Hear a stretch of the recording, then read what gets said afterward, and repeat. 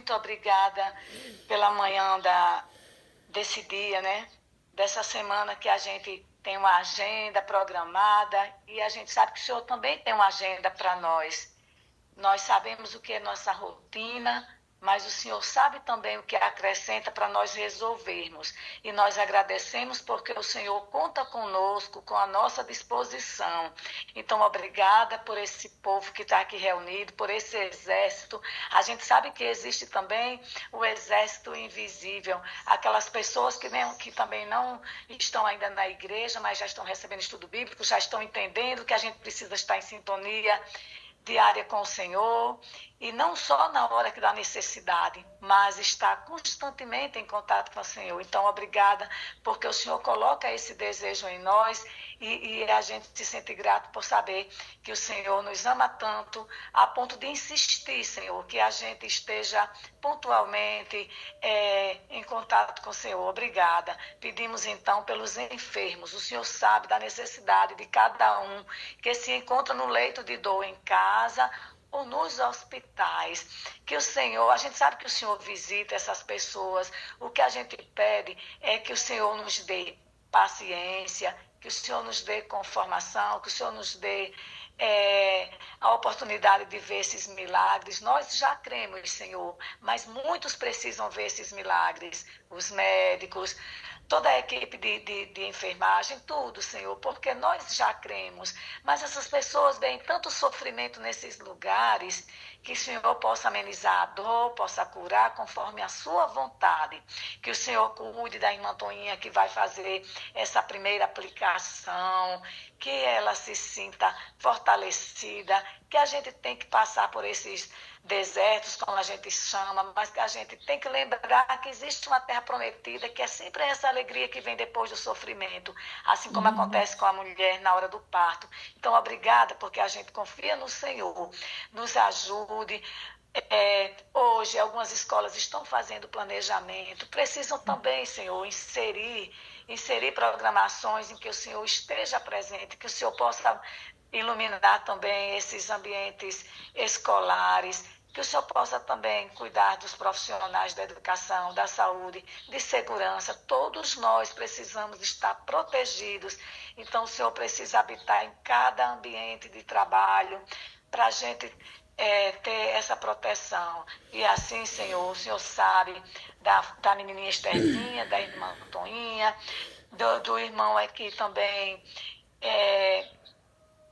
que está sempre pedindo pela saúde dele, com relação ao tratamento das pernas, das varizes, da circulação. O Senhor sabe quem está precisando ser tocado no fígado, no coração, nos pulmões, nos rins. O Senhor sabe tudo. A gente só está reforçando porque a gente ama cada pessoa e a gente quer ver a pessoa livre de dor, ver curada. Então, a gente entrega em suas mãos. E também pelas pessoas que se batizaram, Pai. Principalmente esses adolescentes, que muitos não têm ainda os familiares na igreja. Ontem foi tão lindo também o culto aqui em Guamaré. A gente está vendo, Senhor, o seu poder. Então, agradecemos em nome de Jesus Cristo por tudo isso. Amém. Amém. Amém, irmã Samara. Só reforçando aqui. E nós oremos também para nossa irmã Luísa, por aquele motivo que o Inho falou. Mas que Deus seja louvado, Deus possa estar à frente de cada situação, de cada contexto, de cada problema, e Ele sabe o que é melhor para cada um. Vamos continuar crendo nele. Então, gente, estamos estudando nessa semana Evangelho de João, capítulo 1, do 1 ao 18, a encarnação do Verbo. A encarnação do Verbo. Então, ontem nós vimos que o Verbo é Deus, e ele estava com Deus. E existe o Deus Pai e existe o Verbo, que é filho do Deus Pai. Ele é o Deus Filho. Então, o Verbo é Deus. E aí, a partir de hoje, nós vamos estudar um pouco mais sobre esse Verbo, que é Deus, e que o que é que ele faz, qual é a missão dele, qual foi a trajetória dele, o que foi que o Verbo fez. Então nós vamos ver hoje o verso 14, João 1, verso 14. E Verbo se fez carne e habitou entre nós, cheio de graça e de verdade, e vimos a sua glória, glória como do unigênito do Pai. Então, gente, você preste atenção que o Evangelho não começa com o nome Jesus e nem dizendo que ele é o Messias ou o Cristo, como nós vimos aí nas músicas. Ele não apresenta o Salvador do mundo com o nome Jesus, ou Messias, ou Cristo, e sim com o nome Logos, que é a mesma coisa que palavra ou verbo. A gente pode se perguntar assim, por que João decidiu começar assim, com esse termo? Por que ele não começou logo apresentando o nome como Jesus? Porque todos os outros evangelhos começam normal, começam apresentando Jesus como Jesus. Aí só João começou de uma maneira diferente. Será que foi uma questão de estilo? Será que ele quis começar de uma maneira inovadora? Qual foi o propósito de João com isso?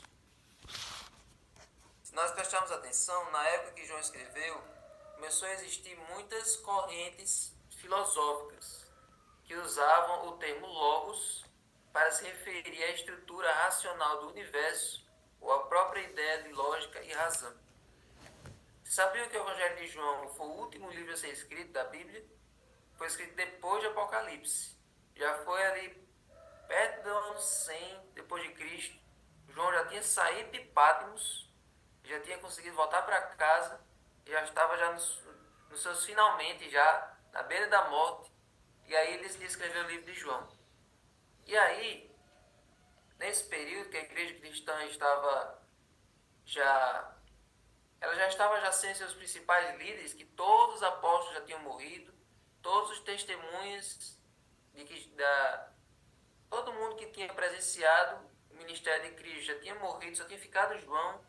Então ele precisava escrever ali um resumo da história de Jesus de uma maneira que os recém-conversos da igreja cristã entendessem que Jesus era Deus e que não fossem pelas teorias, que não fossem pelas filosofias que estavam surgindo na época.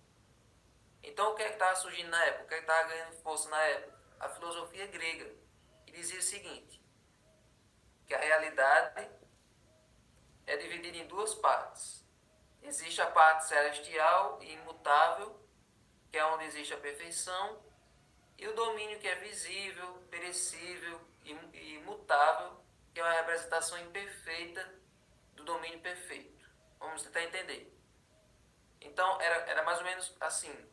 Tem o plano das ideias e tem um plano material, que é esse que a gente vive. O plano que a gente vive é cheio de defeitos, é cheio de imperfeições, e existe esse plano celestial, invisível, que é totalmente perfeito. E ele dizia que o Logos, essa filosofia grega dizia que o Logos era o intermediário entre esse mundo imperfeito e o mundo perfeito que a gente vive. Ele é um elo entre esse mundo material e o mundo invisível. Olha aí a relação. Então o Logos era isso que unia. Só que o Logos para os gregos é uma coisa muito solta, não tem essa definição. É uma coisa que une o mundo material com o mundo imaterial, o mundo visível com o mundo invisível. Era uma coisa que unia esses dois mundos. Só que não tinha definição do que era essa coisa. Só sabia que o nome era Logos. Então João, ele vem para colocar os pingos nos is para os cristãos. Olha, o Logos não é um conceito abstrato, não é um conceito imaterial, não é só na verdade nem é só um conceito. O Logos é uma pessoa. O Logos, a palavra, o verbo é uma pessoa. Esse verbo, essa palavra, essa coisa que indica essa ação, essa palavra, já existia desde o começo. E ela não é só uma coisa, ela é uma pessoa. Então foi ela que fez tudo existir. Tudo que existe veio dessa palavra, veio dessa pessoa. Que está antes de tudo e que é antes de todas as coisas e que é mais poderosa que tudo. E essa pessoa é Jesus. Essa pessoa é o próprio Cristo, que se fez carne e habitou entre nós. Então João, ele identificou quem é o Logos, ele mostrou que ele existe antes de todas as coisas, é ele quem une o céu com a terra. E como é que ele faz essa união? ele se tornando carne e habitando entre nós.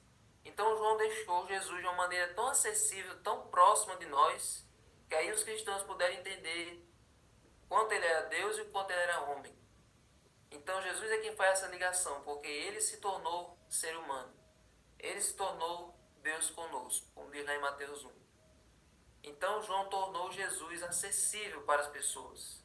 O Deus que uniu o céu com a terra, o Deus, o Verbo, que está antes de todas as coisas, ele se tornou um ser humano como eu e você. Olha como o Evangelho é maravilhoso. Olha como o Evangelho é impressionante. Então o Verbo se tornou um de nós. Um ser que fala, que age, se relaciona com os seres humanos em nível pessoal. Ele se tornou como um de nós. E desde o começo, esse era o propósito de Deus. Deus sempre quis se tornar próximo do ser humano. No Éden, Deus falava e interagia com o ser humano face a face. Deus ia lá na viração do dia, conversava com Adão e Eva. Todo dia era aquela comunhão, todo dia aquela amizade, aquele companheirismo. Só que aí, depois do pecado, o ser humano deixou de ver o rosto de Deus, mas continuou ouvindo a voz. Com o passar do tempo, conforme o pecado foi aumentando, o ser humano deixou de ouvir e de ver a Deus. Então isso afastou o ser humano de Deus de uma maneira gritante. Então Deus começou a falar um plano: eu quero ficar próximo do ser humano. E aí Deus mandou construir o santuário. Faça uma casa para eu morar no meio dos seres humanos. E aí construir o santuário. Só que com o tempo, mesmo com o santuário, as pessoas continuaram querendo se afastar de Deus. O santuário ainda não era a perfeição, ainda não era a solução ideal. Então Deus decidiu se tornar um humano para que ele pudesse se relacionar com os seres humanos a nível pessoal.